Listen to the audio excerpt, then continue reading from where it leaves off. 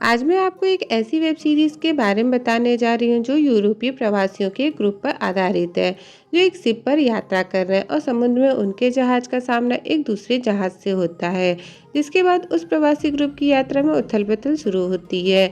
इस सीरीज़ का नाम है 1899, जो कि नेटफ्लिक्स पर रिलीज़ हुई है। ये रोमांच और थ्रिलर से भरी हुई है। ये वेब सीरीज़ काफ़ी इंटरेस्टिंग है। शुरुआत के 4 एपिसोड आपको बोर कर सकते हैं, पर एंड के आपको मज़ेदार लगेंगे। ऐसा लगेगा मानो अब राज खुल जाएगा। तो सीरीज़ की स्टार्टिंग एक शिप से होती है, जिसमें अलग अलग जगह से आए कई लोग होते हैं। उन लोगों का नेचर और स्वभाव अलग होता है। इस सीरीज़ में यही कुछ लोग लीड होते हैं और मेन लीड होती है मिस फ्रैंकलिन। सब अपने अतीत से भागकर दूसरे देश जाना चाहते हैं। अभी उस शिप के कैप्टन को एक कोऑर्डिनेट्स मिलते हैं जो एक दूसरे शिप के होते हैं। ये 4 महीने पहले गायब हो गया था। इस दूसरे शिप का नाम होता है प्रोमेथियस। कैप्टन और मिस फ्रैंकलिन उस शिप में जाके देखते हैं तो उन्हें सिर्फ वहाँ एक छोटा बच्चा मिलता है। उसे लेके वो लोग वापस अपने शिप में आ जाते हैं और प्रोमेथियस को भी अपने साथ ले आते हैं। उस छोटे से बच्चे के पास एक छोटा सा पिरामिड होता है। प्रोमेथियस के मिलने और बच्चे के आने से शिप में अचानक कई घटनाएं घटने लगती हैं, जैसे कैप्टन को अपना मरा परिवार विजुअलाइज होने लगता है। एक छोटी सी बच्ची की अचानक डेथ हो जाती है। शिप के सारे कंपास अचानक से काम करना बंद कर देते हैं, पर कोई ये नहीं समझ पाता कि आखिर ये सब कैसे हो रहा है। कैप्टन को अपने रूम के बेड के नीचे एक सुरंग मिलती है, इसलिए कैप्टन और मिस फ्रैंकलिन दोबारा प्रोमेथियस पर जाते हैं, पर उन्हें वहाँ कुछ नहीं मिलता। छोटे से बच्चे के पास एक आदमी आता है जिसका नाम होता है डेनियल, जो शुरू में एक मिस्ट्री के रूप में दिखाया जाता है। कैप्टन डिसीजन लेता है कि वो शिप को यूरोप लेके जाएगा, ना कि अमेरिका, जिससे उस शिप के 4th क्लास पैसेंजर में आक्रोश आ जाता है और बगावत करने लगते हैं।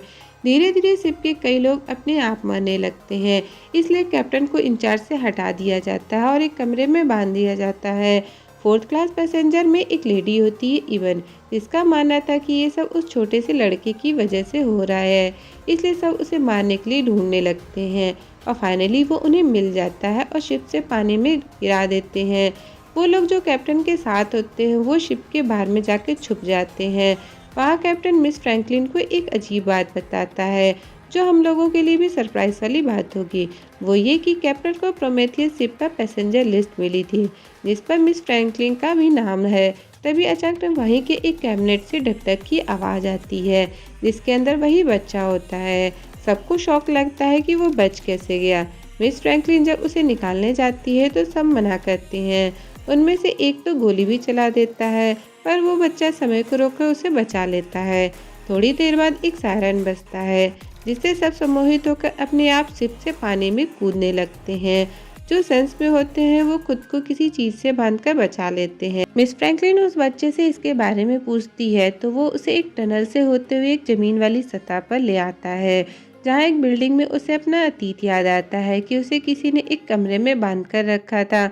वापस शिप में आने के बाद कैप्टन को बताती है कि ये शिप मेरे फादर ने खरीदा था। वो इंसान के दिमाग पर कुछ एक्सपेरिमेंट कर रहे थे। ये सब किसी प्रकार का एक्सपेरिमेंट है। इसी के साथ एक बूढ़े आदमी को दिखाया जाता है जिसका नाम हेनरी होता है और ये फ्रैंकलिन का पिता होता है। शिप के क्रू मेंबर्स कंपनी को मौजूदा हालत के बारे में बताते हैं, जिसके रिप्लाई में आता है कि शिप को डुबा दिया जाए। शिप में अचानक से ब्लैक कलर का वायरस फैलने लगता है। बचे लोग वापस से शिप के इंजन को चलाने की कोशिश करते हैं। डर की वजह से बचे लोगों को अपना अतीत याद आने लगता है। उस बूढ़े आदमी का भी यही कहना होता है कि ये सब सच नहीं है, उन्हें अपना नज़रिया बदलना होगा। असल में डेनियल मिस फ्रैंकलिन का हस्बैंड होता है और वो लगातार मिस फ्रैंकलिन को ये बात याद दिलाने की कोशिश करता है, पर उसे कुछ याद नहीं आता।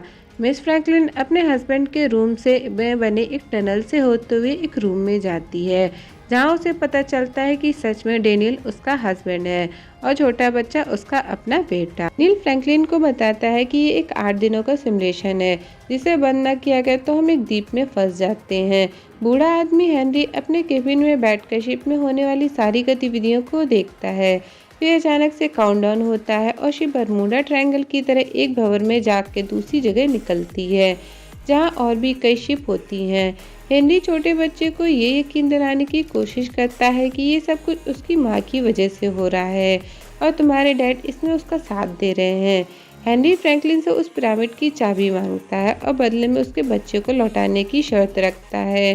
डेनियल शिप के सिस्टम में छेड़छाड़ करता है, जिससे बचे लोग एक जगह से दूसरी जगह जाने लगते हैं। शिप का ही एक क्रू हेनरी से मिला होता है और वो फ्रैंकलिन को हेनरी के पास लेके आता है। चाबी लेके उस पिरामिड में लगाता है, पर सिमुलेशन नहीं रुकता क्योंकि डेनियल ने कोड चेंज कर दिए होते हैं। असल में उस पिरामिड में लिखा होता है वेकअप। इससे हेनरी फ्रैंकलिन को एक कुर्सी में बांधकर इंजेक्शन देता है ताकि वो जाग जाए, क्योंकि इन सब की क्रिएटर फ्रैंकलिन खुद होती है। फ्रैंकलिन को इंजेक्शन देने के बाद जब वो जगती है तो अपने बेटे के रूम में जाती है, जहाँ डेनियल आकर एक दूसरे पिरामिड में एक नए कोड को यूज करने को कहता है जिससे वो जाग जाए। यहाँ पता चलता है कि ये सब जो हो रहा है वो इन सब में से कोई नहीं कर रहा, बल्कि फ्रैंकलिन का भाई कर रहा है। फ्रैंकलिन जब जगती है तो दिखाया जाता है वो और बाकी लोग किसी डिवाइस से कनेक्ट हैं और उनके माइंड के साथ खेला जा रहा है, और जिस जगह है वो एक प्लेन के अंदर एक स्पेस में है। और इस तरह ये वेब सीरीज़ ख़त्म होती है। सीरीज़ को देखना काफ़ी ज़्यादा इंटरेस्टिंग होगी। लोगों के माइंड्स को कंट्रोल करना इस सीरीज़ का मेन कॉन्सेप्ट है। सीरीज़ में दिखाए जाने वाला धरती स्पेस असल में वो शिप के अंदर का ही एक पार्ट होता है, पर ऐसा लगता है मानो एक टनल से होते हुए शिप से धरती पर जाया जा रहा है। सीरीज में दिखाया जाता है कि वो 1899 में है, पर एंड में कंप्यूटर स्क्रीन में देख के समझ आता है कि ये तो 2099 है। सीरीज में एक बग दिखाया गया है जो किसी भी गेट को ओपन कर सकता है, ठीक वैसे ही जैसे किसी भी कंप्यूटर प्रोग्रामिंग में एक बग एंटर हो जाता है। सीरीज के अंत में पता चलता है कि फ्रैंकलिन अपने जिस भाई को ढूंढ रही थी वो एक एआई रोबोट निकला। ये सीरीज एक 8 दिनों का एंडलेस लूप है जो हर 8 दिन के बाद एक शिप ग्रेवयार्ड में जाके रुकता है, जहाँ और भी कई शिप होते हैं। एंड में दिखाया जाता है कि उस स्पेसशिप में सभी मेन कैरेक्टर होते हैं, पर एक चैम्बर खाली होता है, तो हो सकता है कि वो डेनियल का हो या फिर मोरा के भाई का। तो यहाँ से हम समझ सकते हैं कि इस सीरीज़ का सेकंड पार्ट भी आएगा, क्योंकि इसमें ये नहीं पता चलता कि आखिर फ्रैंकलिन और बाकी कैरेक्टर उस स्पेसशिप में आए कैसे, और अगर फ्रैंकलिन इसकी क्रिएटर है तो उसने इसे क्रिएट क्यों किया और किस लिए किया, और वो स्पेसशिप में ट्रैवल क्यों कर रहे हैं। ऐसे ही कई सवाल हमें सेकंड पार्ट में मिलेंगे। तो तब तक के लिए keep watching and stay tuned.